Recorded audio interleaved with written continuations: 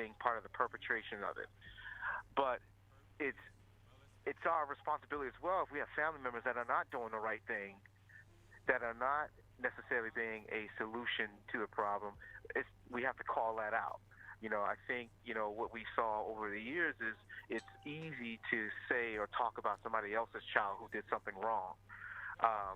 But are you as vocal with your own family members or your own community or your own friends who are not being a part of the solution as well? So I think there's so many different outliers as the purpose of a march, but today just exercise that there's a community here that's alive and well. And the one thing that I said in, my speech is that we have, a lot of moments of silence when it's death. We always have a moment of silence when someone dies, but there are times where the community has to take a moment of silence to make sure that the children are still laughing, because we allow our kids to grow up too fast and they die internally, not physically, but they die internally because they're not given opportunities to grow as a child. And so this is an opportunity to look in the mirror of the community and say, hey, are we doing everything we can for the children moving forward? Are you at liberty to? Are you at liberty, or are you in a position to maybe say a few of the names of some of the people there? Um, Yeah. uh, just like who is some of the representation? I know, if you don't mind me saying, you're an associate minister at Lighthouse Community Church, where Pastor Kevin Ragland is the pastor, but also you're administrator at Atlanticare. So Yes. we know that they're are represented too. So who are some of the people, if you happen to know them? And I know I'm kind of putting you on the Yes, spot. absolutely. No, no, no, no. So you got Fireman Julio Sanchez here. You have Councilman Shabazz. You have, um, I'm just looking here. You have Jerome Page. You have Mr. Johnson, principal of the high school. You have a couple Board of Education members here. You have um, Mr. Davenport. The police officers are here. I mentioned Assemblyman Mazzio and Amadeo. You have Susan. I can never say her name correctly, but she just ran for office. Yeah, I know. Susan Mhm. Cork. Cool, I don't want to jeopardize court, that. court. Yeah, I don't want to bash that on radio, but forgive me if she hears that. Yep, Um, but you Susan have, and then, Colcourt. but honestly, you have a lot of parents here, a Wonderful, lot of mothers wonderful, here, wonderful. and the overarching theme was by the men that gave speeches was, you had some men even apologizing to the women and children that they have not been men Wow. enough to prevent these things from happening. Hmm. So that was a powerful moment, to hear men get on the mic and apologize and say, those things. So it was a great event. Great. See you later. Um, um, it was good, and it was very diverse. Again, you had a bunch of Muslim brothers here, you had some Christian brothers here, Hmm. so it's just a powerful opportunity to see all of this in play. Christian, from what Minister Christian, from what you can gather, um, we know it's a lot of a cross spectrum of people coming from different backgrounds. But what about from the various areas, like from what you can tell, because we're pretty close in proximity, so you can kind of see Egg Harbor Township people, Atlantic City people. Do you get a sense that Yep. it's pretty Yep. diverse there So in you that have way? people, Hmm. and believe it or not, you see people from the Atlantic, Egg Harbor Township, Hmm. Atlantic City, who made it known that they're not from this area, Hmm. but wanted to support. Um, they wanted to support, and so we have people. You have people who are coming in. What's really powerful. You have teachers from various schools who hold on one second, sir. I got my dad here too on the Put radio. put your dad on Yeah. for a minute, and because I like to hear some commentary from him as being a senior pastor and a leader in the Hey, hey, community. how's everybody? Hey, listeners, just God leaving the God bless you. field, the Hmm. rally, having a great time, encouraging, inspiring, and seeing people hopeful. And so we're on the move, and I'm grateful for it. I'm grateful for it. And Pastor so Rag, let's just keep praying. Yes. Pastor Ragland, I know you had some remarks Yes. Hey, earlier. sir. I wasn't sure. He just handed me the phone. No, How no, are no, no, you? no, no. You're fine. That's the way we've been doing it, impromptu. Uh, and but we know you had some remarks earlier.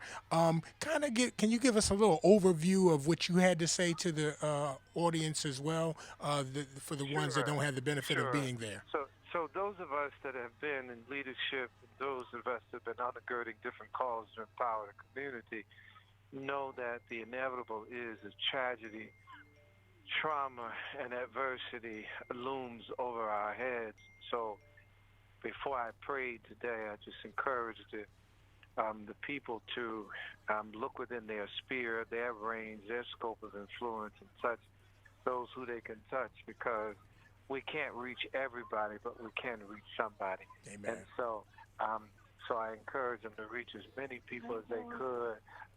God bless you, many people as they could, to let them know that we do care and that we're not a broken people, a flawed people, without purpose, without power, and we absolutely know who is imminent in all things, and that's Christ. So that's simply kind of in a nutshell what I said to the group of people that were here, to try to encourage their hearts to keep living, keep breathing, keep doing, keep casting vision, keep keep moving toward changing the paradigm and the narrative and the commentary out the negativity in our community. So that was basically what I encourage. Something I do all the time, as a matter of fact. Absolutely. Yeah. Your participation in our community is well Yeah. known. We're speaking with Pastor Kevin Ragland. He's the father of Minister Christian Ragland of the Lighthouse Community Church in Pleasantville, New Jersey, and he was one of the participators on today. And we're just glad to speak with him for a minute. Thank you so much, Pastor Ragland. Hey, sir. Yeah, we thank you. We thank your dad for coming on. Is it anyone else in close proximity that want to give an overview before we cut Yeah. off? Everybody just kind of fouled out. Um, Let me see if I can get you to Lanyelle. Yeah, but please. I would love to, and we'll hold our listening Give me an audience. interview right now. Give me 1 second.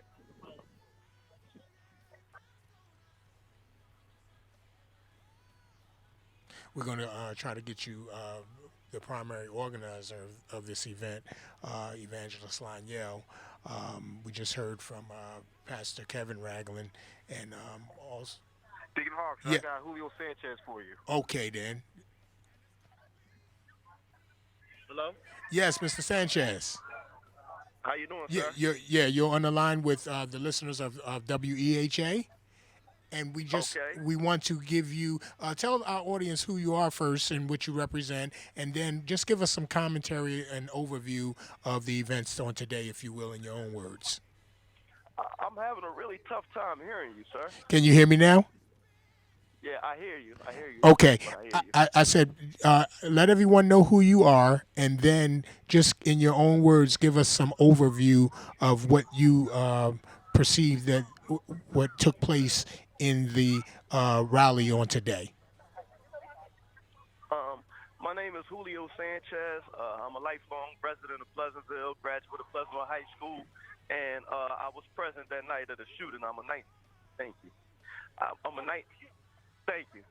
I'm sorry, someone was speaking to me, but I'm a 19-year veteran of the Pleasantville Fire Department, and I happen to be one of the first responders that administered aid to the young man on last Friday night. Today we had a march put together by Lionel Sykes that I think hopefully will send a message that will resonate with the people who are here. They can go back out into the community and actually get to work and not just talk about cleaning the community up and start the process of taking our community back. Absolutely. Well, we appreciate you taking time to speak with our audience. And it seems like the myriad of participation from the different organizations represented, such as Firehouse, Fire Department, and the different politicians, the educators, I think that's at least letting us know that we're on the right track to getting started because the first thing we have to come together and we can't be so Yes, sir. segued out. We have to come Yes, together and lift one voice, and that's the beginning of it. So thank you for speaking with us. no problem, sir. Thank you. Mm-hmm.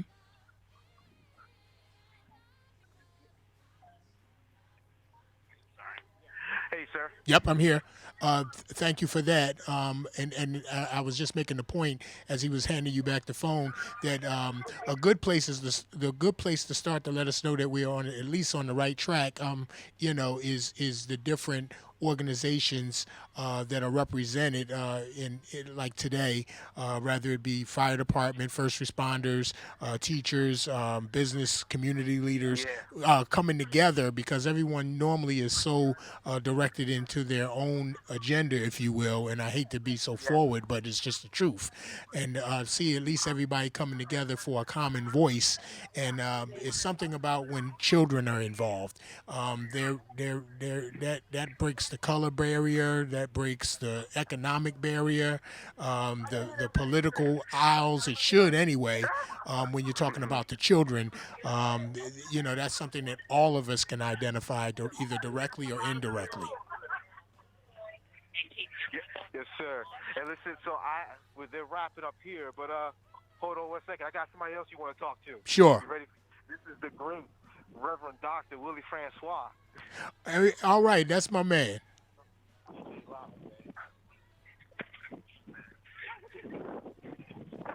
Deacon Hawk. God bless you, sir. We got the Reverend Willie Francois. He is the senior pastor of the Mount Zion Baptist Church located in Pleasantville, New Jersey. And he Yes, is sir. definitely a community leader, and we thank God for him and his activism. And he's definitely one to not just talk about it, but he's about being about it. What is your take, sir, on the events of today? We've been hearing from different people and getting different takes on it, and it seems to be a common theme of unity and solidarity. But give us your take on it, sir. Yeah, unfortunately, I wasn't able to because we had a funeral. I wasn't able to make it for the totality of the experience today. But unity was at the heart. Solidarity was at the heart of what was preached today, what was prayed today, what was demonstrated, and just being out here, I felt the energy of people who are ready to take our city to the place that we know it can be. There's a lot of creativity that was out here today. A lot of even in the midst of this tragedy, there was a lot of hope here today. The kind of sturdy hope, the kind of hope that's not afraid to get his hands dirty, and so with this solidarity, we made some covenants that we're going to hold our elected officials accountable, and we're really going to take our community to a place of prosperity, to a place of hope, to a place of dignity, like the very people who live here deserve, and they already embody. Amen. I think that's well said. One thing I want you to, if you don't mind, if you can give us one more minute, I want to talk about the event, and I'm kind of going off of the central focus of now, but on purpose. You had a wonderful event a couple of nights that I attended, the desegregation of our schools. Can you elaborate on that a little bit? Because I think all that kind of ties in, if not directly, but indirectly. No, you're right. Pleasantville is primarily Latino and Black community, and usually in our communities across the country, we suffer from political abandonment from our leaders and economic abandonment from our leaders, and issues of gun violence, issues of gang violence are always connected to poverty, always connected to limited and no opportunities. So when you have deep concentration of poverty, a deep concentration of hopelessness, which some of our communities can become, people are out here. They're doing what they think they need to do to survive, and sometimes that can be fatal, and sometimes it can be really dangerous as people are just trying to survive. So we're part of a coalition that's working to desegregate schools in New Jersey. Believe it or not, in liberal New Jersey, progressive New Jersey, wealthy New Jersey, diverse New Jersey, we have the sixth most segregated public schools in the country for Black people, and seventh most segregated schools for Latinx people. And our schools are more segregated than schools in Mississippi, than schools in Alabama, Wow. than schools in Georgia. In fact, all the states in the former Confederacy have more diverse public schools than we have. And so we had a meeting at the church on Thursday to talk about to really to educate the community on the danger of segregation in our schools because it limits our opportunities, it affects our educational outcomes, and it also affects how much money is being pumped into these schools. And so we're going to be working with our legislators to come up with a solution to this. Currently, the NAACP of New Jersey and the Latino Action Network of New Jersey has filed a lawsuit against the state demanding that they desegregate our schools, and we want to be a part of that solution. All right. Okay, we thank you so much, Pastor Francois. You're definitely a change agent in this area, and we're thankful to have you. Also, make sure that you keep us abreast of the things that are going on because that's what we're all about. We want to always avail this platform to get out the comprehensive information that's valuably needed to our Yes, sir, residents. man. I appreciate you, Deacon Hawk, and for all your energy, all your wisdom, all your deep spirituality. And we know that you are a deep resource, one a significant resource for us to change our community. So, man, love your station, love you, man. Thank you so much. Love you too, and we appreciate you. All right, be blessed. You too. That was Pastor Willie Francois, senior pastor of Mount Zion Baptist. And again, we really thank God for Minister Christian Ragland because he's just been a wealth of information and letting us talk to different people and kind of giving us the play by play. Minister Christian Ragland, are you still there? Hey, sir. Yeah, okay. I was just letting our listeners know how much we're thankful to you for allowing us, access for those who might not can't be there through you, giving us a lens I gotta walk to back over there. to exactly what's going Listen, on. and here's the thing, and I thank you for allowing me to to live my best life as being a pseudo news reporter for the day. Absolutely. Hey, look, Listen, you I know was you born got to an be a open news reporter. invitation. So listen, if you ever need me to be ever a commentator one day, you just call me, man. Hey, look, you didn't know that I was drafting you into your calling anyway. I'm like, where's Action News at? I got to do some freelance. It's it, So, it, but listen, I appreciate it. So let's, if you ever need, let me know. But I appreciate you even the radio station even documenting this, right? Because we need people to document these moments. Absolutely. And radio is one of the ways that people document that. So let me help you.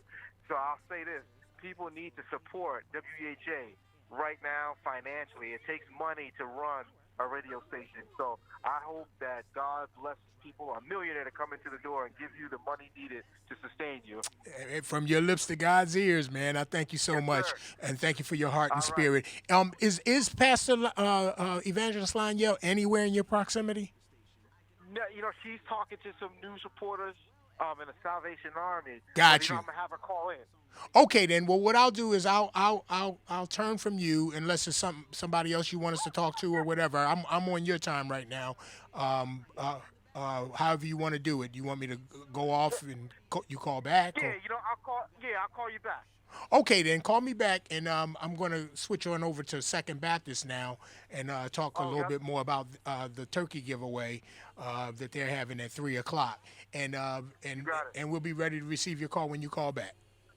Okay, sir. Thank you, sir. All right, Minister Christian Ragland, he is going to call us back in a little while, and hopefully we'll have the organizer of this wonderful event. Uh, Evangelist Laniel Sykes, and she will kind of bring it on home, and we're thankful to her. But we're going to go ahead and we're going to probably hear one more time from the organizers of the uh, the turkey and ham giveaway, in their own words, on what this is all about. So we're going to get that to you. But first, we're going to just go ahead and put you back on live air, and then we'll come back where we need to. All right? So this is Deacon Hawks from WEHA standing by.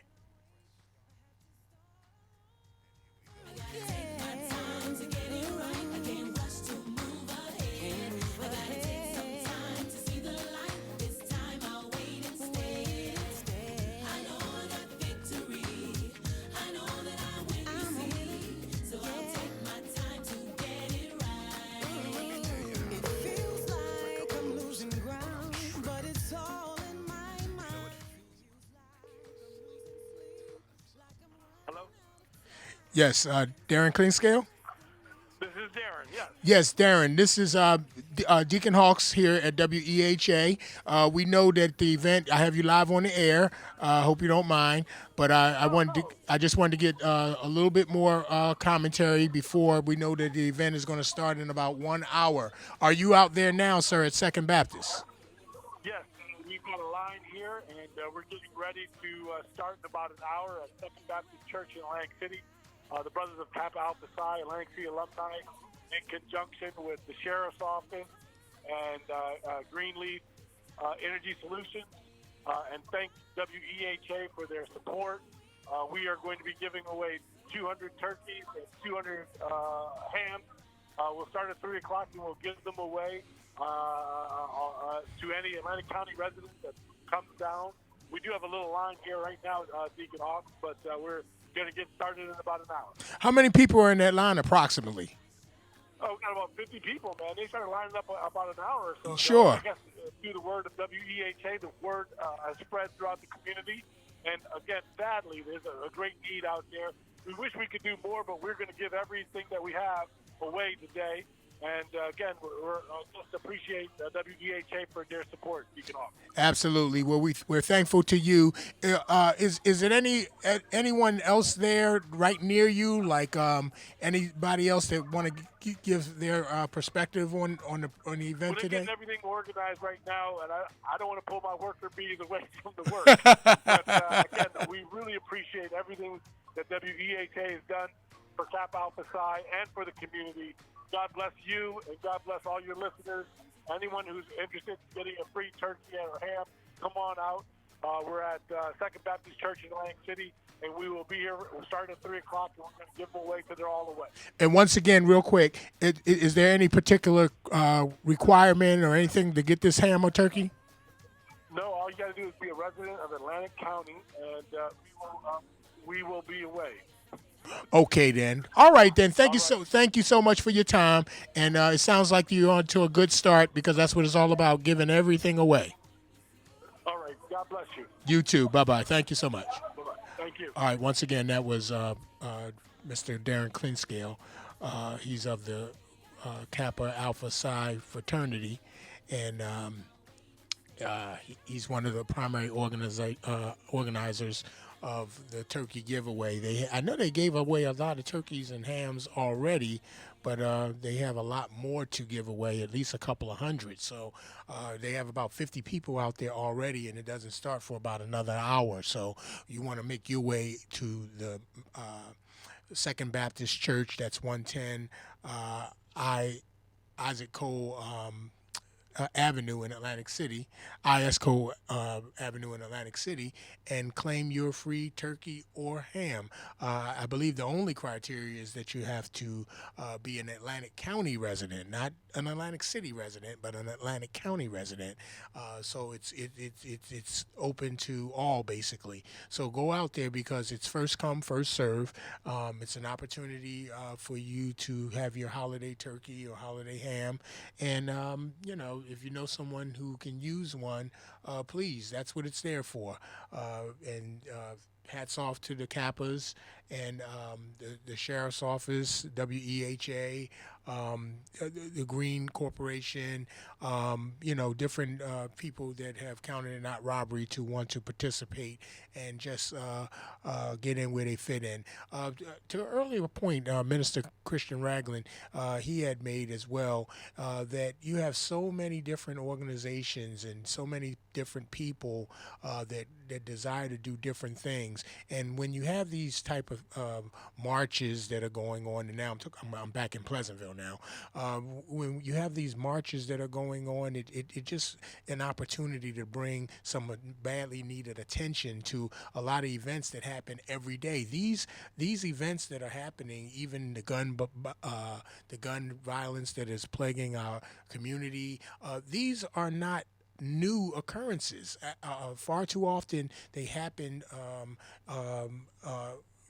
kind of regularly. And sometimes we can get to the point where we are literally immune to it. We hear it on the news, we hear it in our backyard and all of that.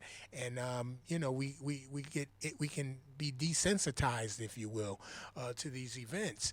And when we have these marches, it's just another opportunity for a group of people to come together in one common voice and lift their voice and their signs and pound the pavement and just let people know this is what's going on and it's not okay and it's not acceptable. And just because you have these perpetrators that seem like they're doing these random acts of violence on a regular basis, that look, we're going to continue to stand for you, we're going to stand united against you, rather, and continue to put you on blast and let you know that it's not okay. And also, to the point that it's also an opportunity for the community to just kind of take a little bit of ownership, if you will, in terms of doing what you can, because sometimes these perpetrators are right among us, and we know who they are, we know what they represent,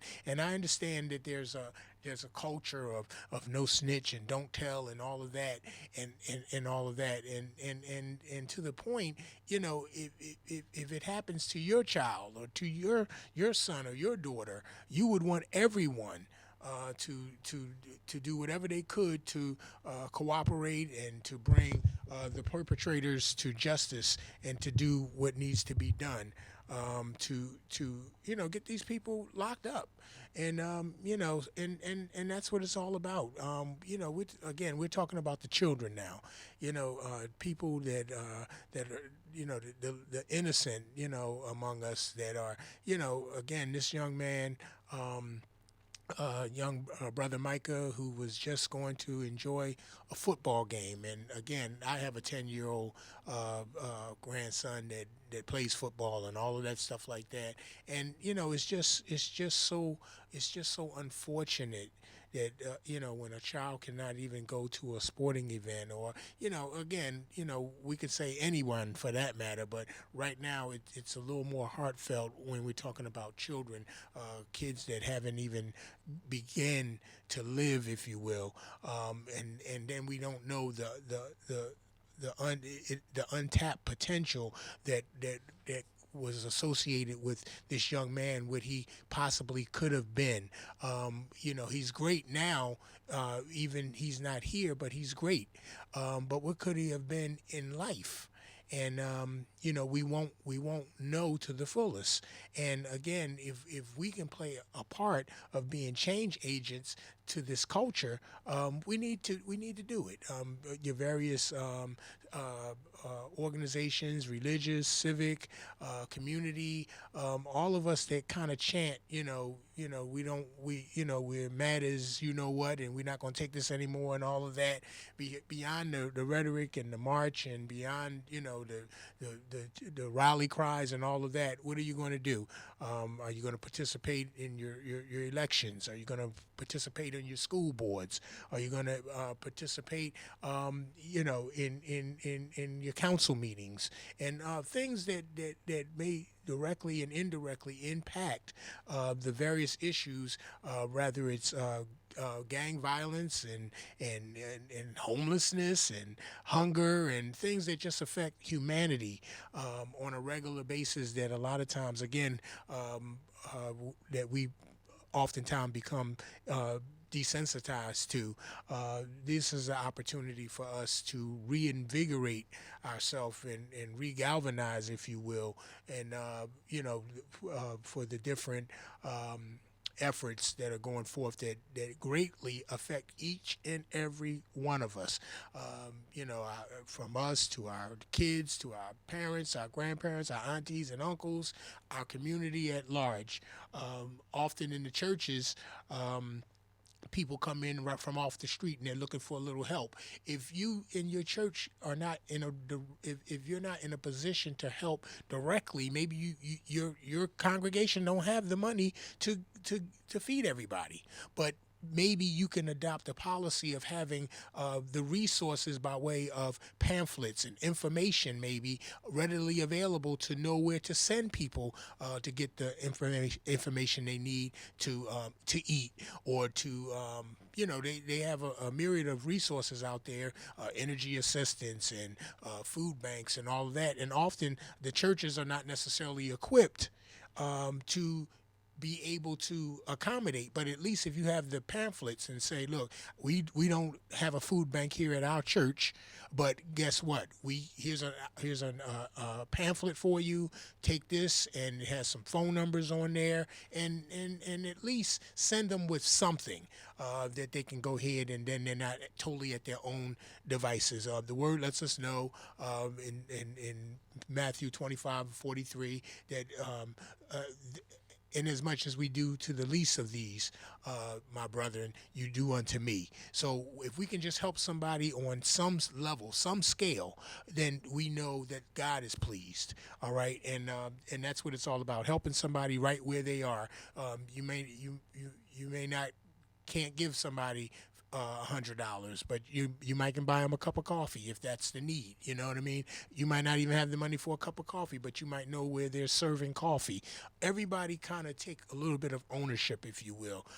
That's what we want to do here, and we want to continue to do here at this station. Our way is being able to dispense and avail ourselves in any kind of way possible with valuable information across the board wherever needed. And whether it's in the field of healthcare, rather it's in the field of helplessness by way of homelessness and mental illness and a lot of things that people are faced with, and they are at the end of their rope because they just don't know where to turn.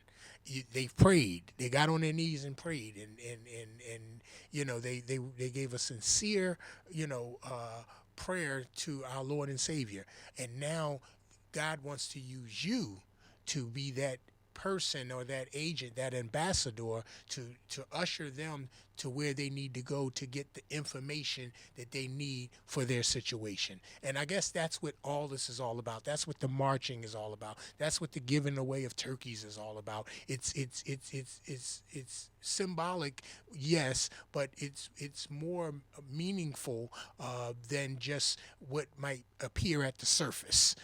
We're giving away turkeys, or we're having a march, and we're going to make speeches. No, it's deeper than that. There are people out here that in their realm of life, for instance, are really, really crying out. And us that have a heart, we cry with them. And, we want to do what we can, and a lot of us don't know what to do, and that's okay too. But that's why you listen, you pay attention, and particularly if you're a member of an organization, a religious organization, or a civic organization, or your business or something like that, and if your organization has resources, or they have the avenue to get resources and put it on the right track to the people that don't have the resource or the information, then just do that. Everybody can help right where they are, and that's what this is all about. I'm anticipating at least one last call. I'm trying to get Evangelist Laniel on the air before we sign off, and we're thankful to you for listening. Again, we're just doing whatever we can. To kind of bring you the valuable information and of the events of the day. So we're thankful again for those that participated.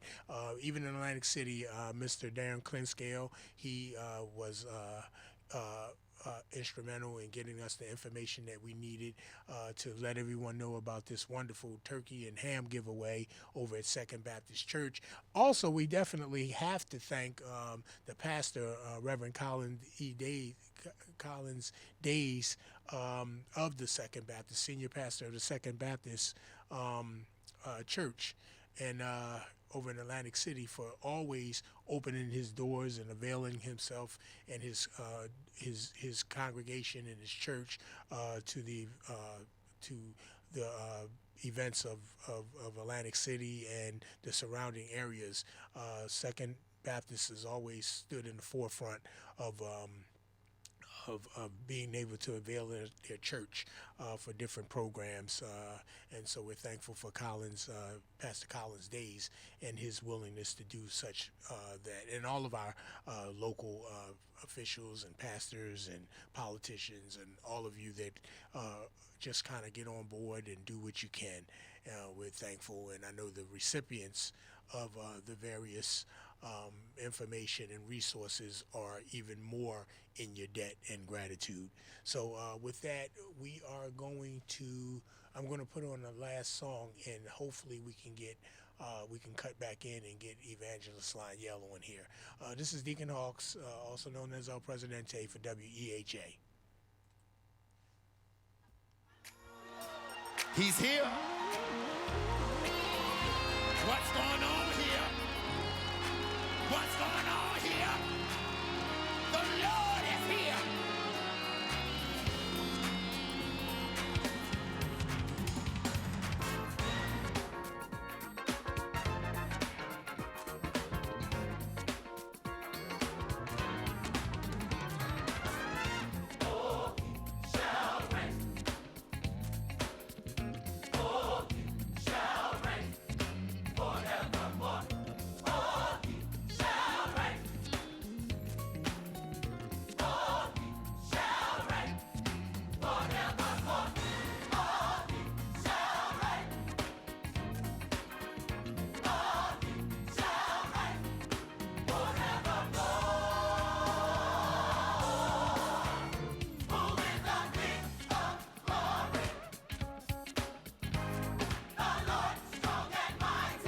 Get on your feet and help me clap your hands. The Lord mighty in battle. Lift up your heads. Lift up your heads. Come on, children, take from the top. Oh, he shall reign. Oh, he shall reign. He shall reign. Oh, he shall reign forevermore. Oh, he shall reign. Oh, he shall reign forevermore.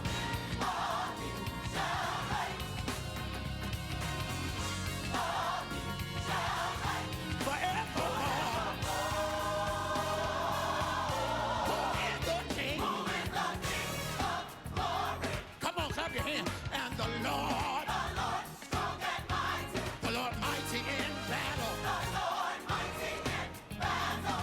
Lift up your head. Lift up your head. Come on, children, take it to the camp.